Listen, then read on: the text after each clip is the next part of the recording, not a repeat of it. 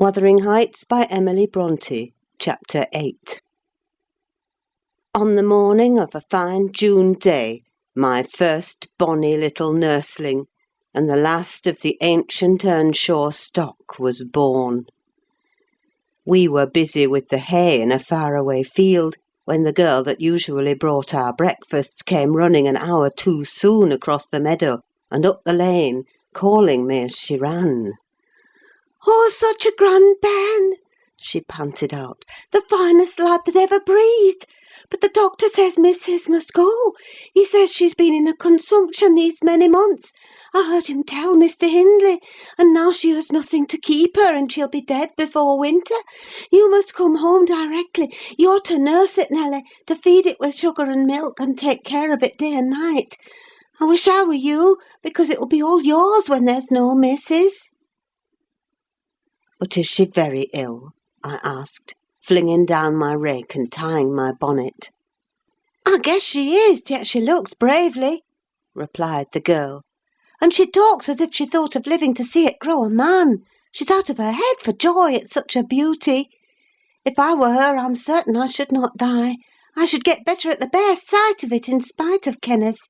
I was fairly mad at him. Dame Archer brought the cherub down to master in the house, and his face just began to light up, when the old croaker steps forward and says he, "Earnshaw, it's a blessing your wife has been spared to leave you this son. When she came, I felt convinced we shouldn't keep her long, and now I must tell you the winter will probably finish her. Don't take on and fret about it too much; it can't be helped. Besides, you should have known better than to choose such a rush of a lass." "And what did the master answer?" I inquired. "I think he swore, but I didn't mind him. I was straining to see the bairn." And she began again to describe it rapturously. I, as zealous as herself, hurried eagerly home to admire on my part, though I was very sad for Hindley's sake. He had room in his heart only for two idols, his wife and himself. He doted on both, and adored one, and I couldn't conceive how he would bear the loss. When we got to Wuthering Heights, there he stood at the front door, and as I passed in, I asked, "How was the baby?" "Nearly ready to run about, Nell," he replied, putting on a cheerful smile. "And the mistress?" I ventured to inquire. "The doctor says she's—" "Damn the doctor!" he interrupted, reddening. "Frances is quite right. She'll be perfectly well by this time next week. Are you going upstairs? Will you tell her that I'll come if she'll promise not to talk? I left her because she would not hold her tongue, and she must. Tell her Mr. Kenneth says she must be quiet." I delivered this message to Mrs. Earnshaw. She seemed in flighty spirits, and replied merrily, "I hardly spoke a word, Ellen, and there he's gone out twice, crying. Well, say I promise I won't speak, but that does not bind me not to laugh at him." Poor soul! Till within a week of her death that gay heart never failed her, and her husband persisted doggedly, nay, furiously, in affirming her health improved every day. When Kenneth warned him that his medicines were useless at that stage of the malady, and he needn't put him to further expense by attending her, he retorted, "I know you need not. She's well. She does not want any more attendance from you. She never was in a consumption. It was a fever, and it is gone. Her pulse is as slow as mine now, and her cheek as cool."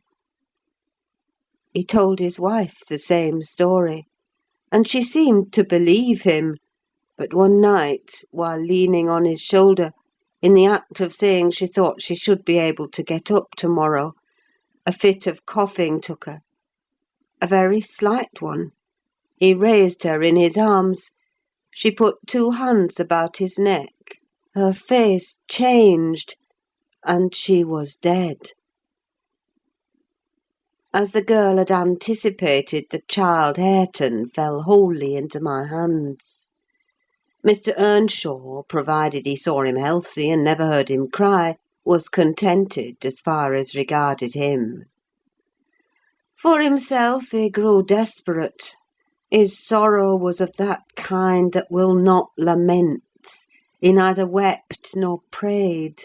He cursed and defied, execrated God and man, and gave himself up to reckless dissipation. The servants could not bear his tyrannical and evil conduct long. Joseph and I were the only two that would stay. I had not the heart to leave my charge, and besides, I'd been his foster sister, and excused his behaviour more readily than a stranger would. Joseph remained to hector over tenants and labourers, and because it was his vocation to be where he had plenty of wickedness to reprove. The master's bad ways and bad companions formed a pretty example for Catherine and Heathcliff. His treatment of the latter was enough to make a fiend of a saint, and truly it appeared as if the lad were possessed of something diabolical at that period. He delighted to witness Hindley degrading himself past redemption, and became daily more notable for savage sullenness and ferocity. I could not half tell what an infernal house we had. The curate dropped calling, and nobody decent came near us at last, unless Edgar Linton's visits to Miss Cathy might be an exception. At 15 she was queen of the countryside, she had no peer, and she did turn out a haughty, headstrong creature. I own I did not like her after infancy was past, and I vexed her frequently by trying to bring down her arrogance. She never took an aversion to me, though. She had a wondrous constancy to old attachments. Even Heathcliff kept his hold on her affections unalterably, and young Linton, with all his superiority, found it difficult to make an equally deep impression. He was my late master, that is his portrait over the fireplace. It used to hang on one side, and his wife's on the other, but hers has been removed, or else you might see something of what she was. Can you make that out? Mrs. Dean raised a candle, and I discerned a soft-featured face, exceedingly resembling the young lady at the Heights, but more pensive and amiable in expression. It formed a sweet picture. The long light hair curled slightly on the temples, the eyes were large and serious, the figure almost too graceful.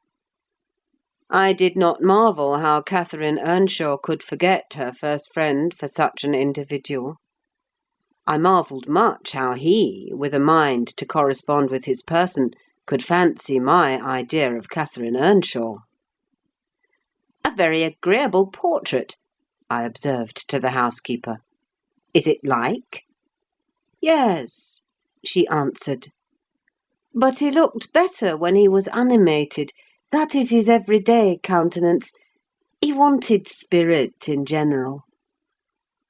Catherine had kept up her acquaintance with the Lintons since her 5 weeks' residence among them, and as she had no temptation to show her rough side in their company, and had the sense to be ashamed of being rude where she experienced such invariable courtesy, she imposed unwittingly on the old lady and gentleman by her ingenious cordiality, gained the admiration of Isabella, and the heart and soul of her brother, acquisitions that flattered her from the first, for she was full of ambition, and led her to adopt a double character without exactly intending to deceive anyone.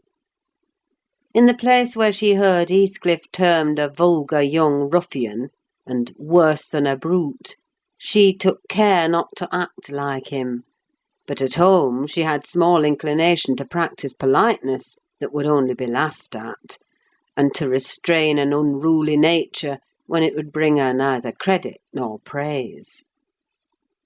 Mr. Edgar seldom mustered courage to visit Wuthering Heights openly.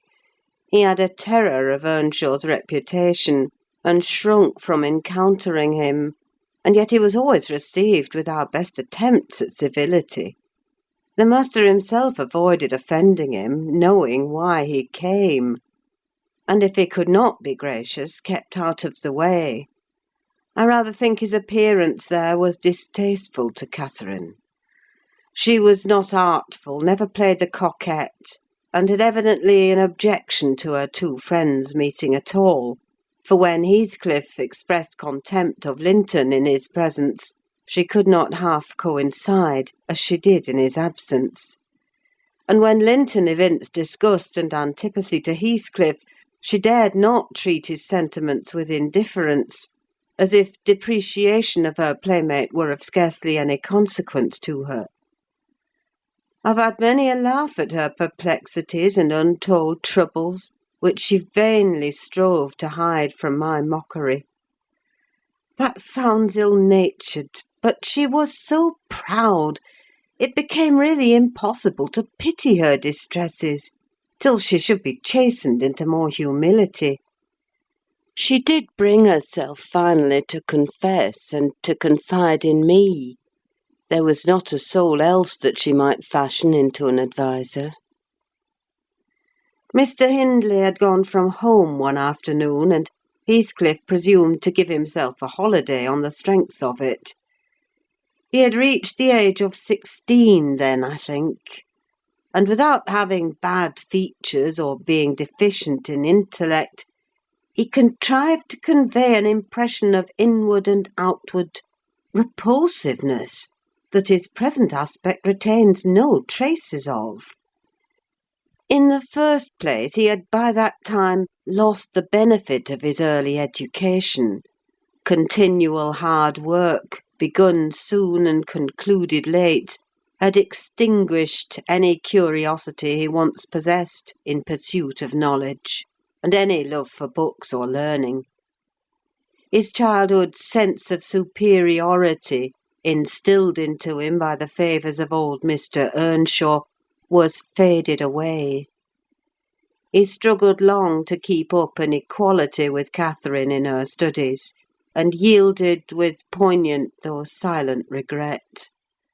But he yielded completely, and there was no prevailing on him to take a step in the way of moving upward, when he found he must necessarily sink beneath his former level.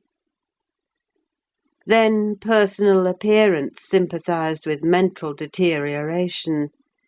He acquired a slouching gait and ignoble look. His naturally reserved disposition was exaggerated into an almost idiotic excess of unsociable moroseness; and he took a grim pleasure, apparently, in exciting the aversion rather than the esteem of his few acquaintance. Catherine and he were constant companions still at his seasons of respite from labour, but he had ceased to express his fondness for her in words, and recoiled with angry suspicion from her girlish caresses, as if conscious there could be no gratification in lavishing such marks of affection on him. On the before-named occasion he came into the house to announce his intention of doing nothing, while I was assisting Miss Cathy to arrange her dress. She had not reckoned on his taking it into his head to be idle, and imagining she would have the whole place to herself, she managed, by some means, to inform Mr. Edgar of her brother's absence, and was then preparing to receive him. "Cathy, are you busy this afternoon?" asked Heathcliff. "Are you going anywhere?" "No, it is raining," she answered. "Why have you that silk frock on, then?" he said. "Nobody coming here, I hope?" "Not that I know of," stammered Miss. "But you should be in the field now, Heathcliff. It is an hour past dinner time. I thought you were gone." "Hindley does not often free us from his accursed presence," observed the boy. "I'll not work any more to-day. I'll stay with you." "Oh, but Joseph will tell," she suggested. "You'd better go." "Joseph is loading lime on the further side of Penistone Crags. It will take him till dark, and he'll never know." So saying, he lounged to the fire and sat down. Catherine reflected an instant with knitted brows. She found it needful to smooth the way for an intrusion. "Isabella and Edgar Linton talked of calling this afternoon," she said at the conclusion of a minute's silence. "As it rains, I hardly expect them; but they may come, and if they do, you run the risk of being scolded for no good." "Order Ellen to say you're engaged, Cathy," he persisted. "Don't turn me out for those pitiful, silly friends of yours. I'm on the point sometimes of complaining that they've... but I'll not." "That they what?" cried Catherine, gazing at him with a troubled countenance. "Oh, Nelly!" she added petulantly, jerking her head away from my hands. "You've combed my hair quite out of curl. That's enough. Let me alone. What are you on the point of complaining about, Heathcliff?" "Nothing. Only look at the almanac on that wall." He pointed to a framed sheet hanging near the window, and continued, "The crosses are for the evenings you have spent with the Lintons; the dots for those spent with me. Do you see? I've marked every day." "Yes, very foolish, as if I took notice," replied Catherine, in a peevish tone. "And where is the sense of that?" "To show that I do take notice," said Heathcliff. "And should I always be sitting with you?" she demanded, growing more irritated. "What good do I get? What do you talk about? You might be dumb or a baby for anything you say to amuse me, or for anything you do, either." "You never told me before that I talk too little, or that you dislike my company, Cathy," exclaimed Heathcliff in much agitation. "It's no company at all, when people know nothing and say nothing," she muttered.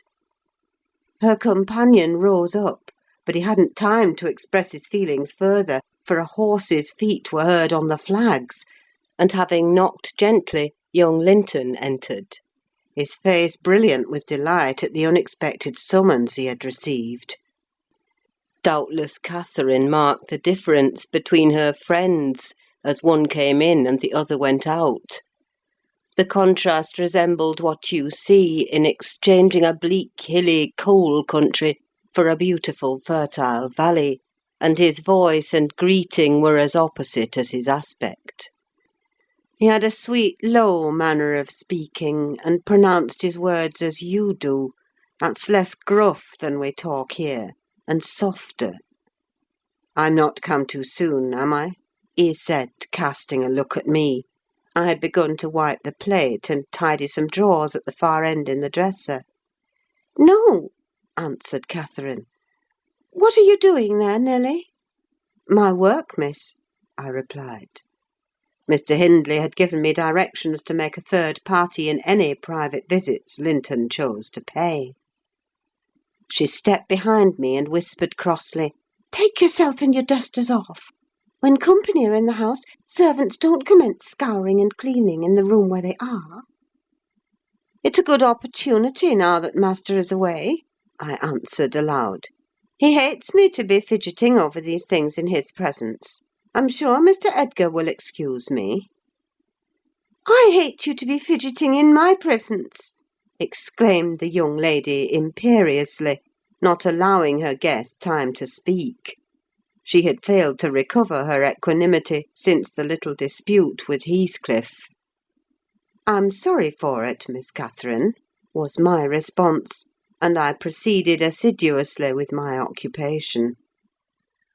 She, supposing Edgar could not see her, snatched the cloth from my hand, and pinched me with a prolonged wrench very spitefully on the arm. I've said I did not love her, and rather relished mortifying her vanity now and then. Besides, she hurt me extremely. So I started up from my knees and screamed out, "Oh, miss, that's a nasty trick! You have no right to nip me, and I'm not going to bear it. I didn't touch you, you lying creature! cried she, her fingers tingling to repeat the act, and her ears red with rage. She never had power to conceal her passion. It always set her whole complexion in a blaze. "What's that, then?" I retorted, showing a decided purple witness to refute her.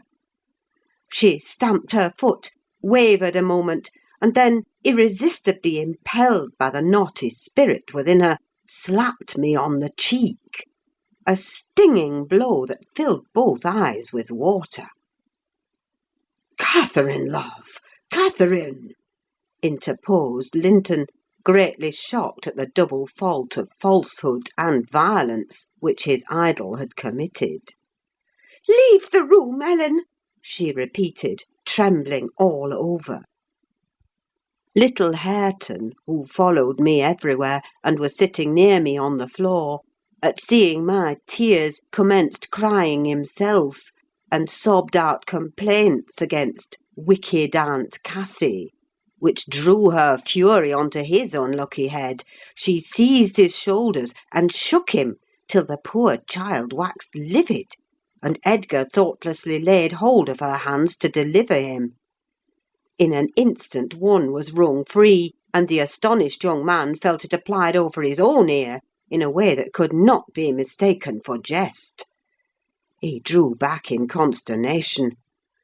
I lifted Hareton in my arms and walked off to the kitchen with him, leaving the door of communication open, for I was curious to watch how they would settle their disagreement.